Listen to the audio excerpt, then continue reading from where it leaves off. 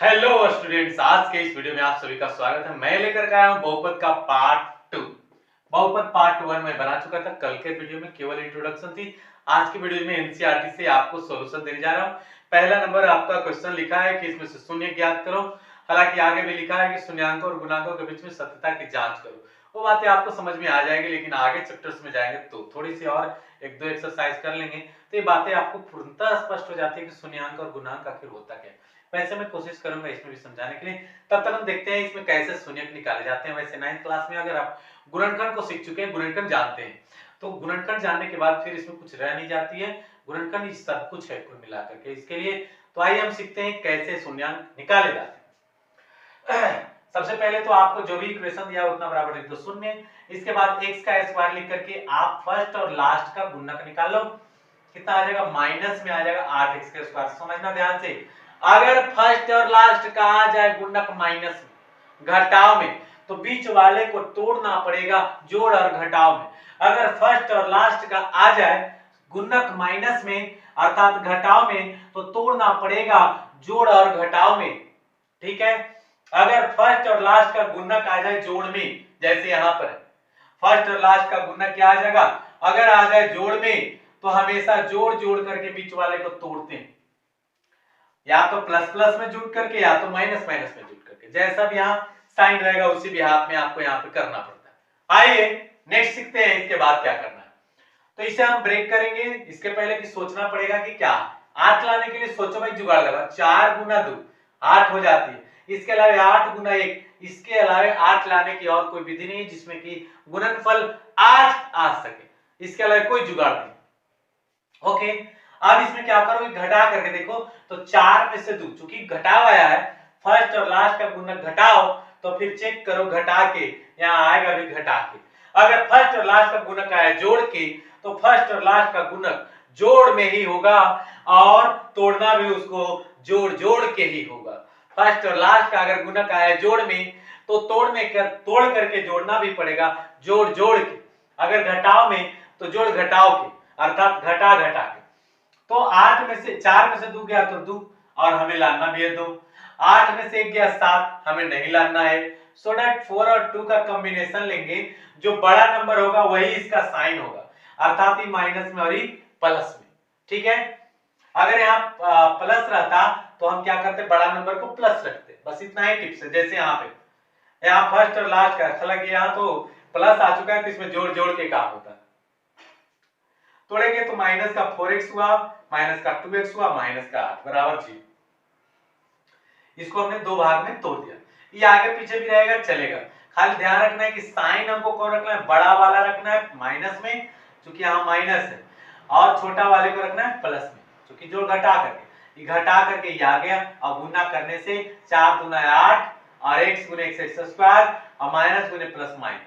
Clear है? क्योंकि minus और कोई विधि से तो आएगा नहीं, प्लस इंटू माइनस ही माइनस, अर्थात एक प्लस में एक माइनस में रखना होगा। अब इसमें से कॉमन ले लो भाई, तो इसमें से x बचा, इसमें से 4, और इसमें से 2 कॉमन ले लो भाई, तो 2 कॉमन, तो इसमें से x और 4 बराबर होगा 0। x minus 4 and x plus 2 here that's 0। x minus 4 equal to 0, so that x बराबर कितना हो गया? 4। पहला कंडीशन। और अब इस पर चलिए, तो x प्लस 2 बराबर हुआ 0, तो x बराबर कितना होगा? माइनस का 2।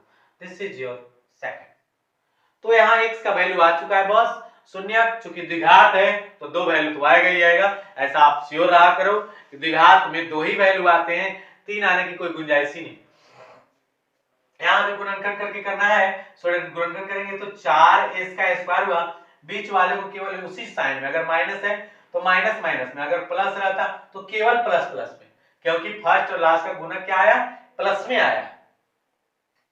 तो यहाँ पर हमें 4 लाना, 4 लाने का तो विधि 2 गुने 2 4 गुने 1, इसके अलावा तो कोई विधि ही नहीं है।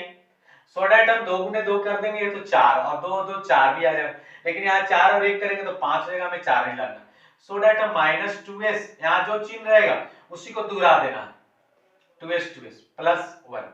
अब यहाँ पर कॉमन कर लो भाई, तो 2s का कॉमन हुआ, यहाँ से बच जाएगा 2s, इसमें से कुछ भी नहीं बचा 1, इन दोनों में से माइनस 1 का कॉमन कर लीजिए। अब बचेगा क्या? यहाँ 2s, क्योंकि माइनस 1 कॉमन होता है तो केवल साइन बदल जाएगा, बाकी चीजें वैसे ही रहेगी, माइनस हो गई। अब क्या बचा हमारे पास? 2s minus 1 एंड यहां से भी 2s minus 1 here we got बराबर 0 0 लिखना जरूरी होता है, एसेंशियल है।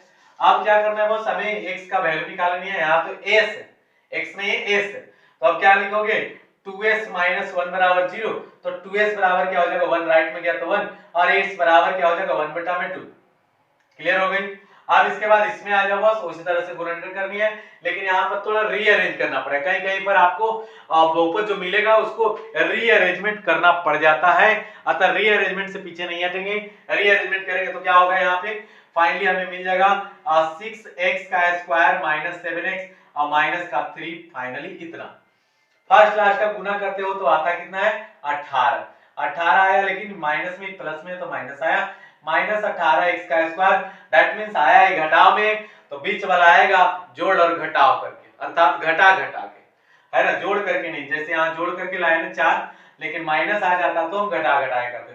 चलो भैया 6x का स्क्वायर हुआ, इसको ब्रेक करो, 18 लाने का उपाय क्या है, 9 गुना 2, 9 दूनी 18 होता है, इसके अलावा 6 3 18 होता है।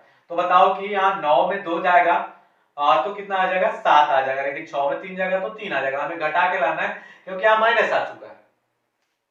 सो दैट माइनस का 9x और प्लस का 2x माइनस का 3 बराबर का 0। सही है, इतना आपको स्पष्ट हो रहा होगा, समझ में आ रहा होगा। अब नेक्स्ट देखेंगे हम इसमें क्या करने वाले हैं। इन दोनों में से कॉमन कर लो बॉस, 3x का कॉमन हो जाएगा, 3x कॉमन कर लिया, बचा क्या यहाँ से 2, क्या बचा 2 लिख लो, और x भी बचा, x लिखा, और यहाँ से 3 तरीके 9 तो 3 भी बचा, फिर प्लस इन दोनों में से तो कुछ कॉमन हो ही नहीं सकता, ये 2 है ये 3 है और x एक एक वही है, तो 1 कॉमन, तो 2x माइनस 3 हुआ, इसको मिटा देता हूं, बन जाने के बाद देखा जाएगा, एंड 2x माइनस का 3 और हेयर 3x, तो 3x प्लस का 1। इट्स योर आंसर आ चुका है। यहाँ से अब कुछ करना वरना नहीं है, बस जो आया है उतना को 0 के बराबर कर देते हैं, तो 2x माइनस 3 बराबर हुआ 0, तो 2x बराबर हुआ 0 एंड x बराबर हुआ 3 बटा में 2, एक आ चुका। अब उस तरह से इसको भी करना पड़ेगा, तो यहाँ हो गया 3x प्लस 1 बराबर 0, तो 3x बराबर कितना हो गया माइनस का 1 एंड x बराबर कितना होगा माइनस 1 बटा में 3, दैट्स ऑल। अब आप देख सकते हैं मैं 3 नंबर क्वेश्चन को हल कर चुका हूं, अब बड़े आसानी से आपको समझ में सब कुछ आ रहा होगा। अब यहाँ जो देख रहे हैं 4 नंबर और 5 नंबर एक गुणनखंड नहीं है बस, है तो बड़ा सिंपल है, लेकिन चलेंगे बराबर लिख दो 0, यहाँ से आप 4 u को कॉमन कर दो बस, क्योंकि 4 u इसमें भी इसमें भी, यहाँ से बच गया u, इसमें से बच गया नथिंग 2 केवल, बराबर 0। अब आप चाहो तो इतना बराबर लिख सकते हो, तो ये चला जाएगा नीचे, तो 4u बराबर लिखा तो 0 बटा u प्लस 2, फाइनली 0, अर्थात u बराबर 0 बटा 4, फाइनली 0। बट अगर आप इतना बराबर लिखते तो 2 आ जाता, जैसे अगर हम u प्लस 2 बराबर लिखते 0 और 4u को नीचे भेज देते तो 0, अर्थात u बराबर आ जाता माइनस 2, तो ये आंसर हो सकता था, बट हम जो मर्जी, ये दोनों ही आंसर हो सकते हैं। अब यहाँ पर भी लिख दो 0, तो t बराबर क्या हो गया t स्क्वायर बराबर माइनस 15 जो है राइट गया तो प्लस 15, अर्थात t बराबर रूट 15, इसी को हम लिख सकते हैं प्लस माइनस रूट के अंदर 15, दैट्स ऑल, ये हो चुका। तो अब आप देख सकते हैं बिल्कुल शून्यक निकालना आसान है, और सबसे बड़ी बात प्लस पॉइंट तो ये है कि इससे सवाल आता ही आता, ऐसा नहीं कि नहीं आएगा, एकदम आएगा ही आएगा, 100% से भी ऊपर की गारंटी है कि आएगा ही आएगा। धन्यवाद हमारे वीडियोस को लास्ट तक देखने के लिए। आप हमारे चैनल पर आए, वीडियोस को देखें, जो कंटेंट्स आपको चाहिए सब कुछ मिलेगा। जो आपको नहीं मिल पा रहा है कमेंट करके बताइए, या व्हाट्सएप नंबर हमारा, उस व्हाट्सएप नंबर पर आप भेज सकते हो कि व्हाट यू नीड, क्या जरूरत है आपको, आप इस नंबर पर व्हाट्सएप कर सकते हैं जो आपकी जरूरत है। Thanks a lot for watching my